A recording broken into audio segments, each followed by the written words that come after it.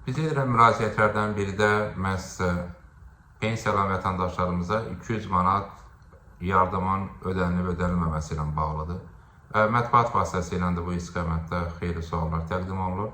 Qeyd etmək istərdik ki, 2022-ci ildə Cənab Prezidentin göstərişi ilə Azərbaycanda pensiyasılara 200 manat yardım ödənildi. Daha sonra həmin yardım pensiya məbləğinə əlavə olundu və indeksləşdirmə zamanında nəzərə alındı.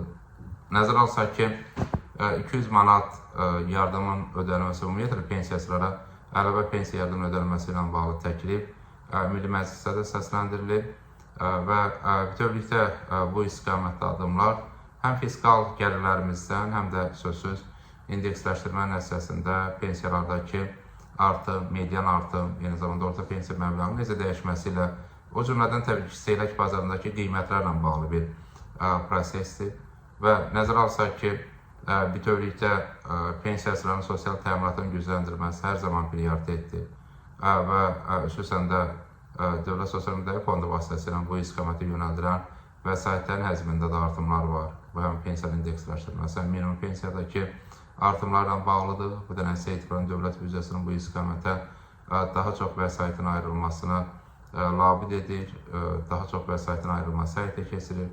2025-ci ilin dövlət büdcəsindən də sosial istiqamətdə 17 milyard manata yaxın vəsaitin ayrılması nəzərdə tutulub.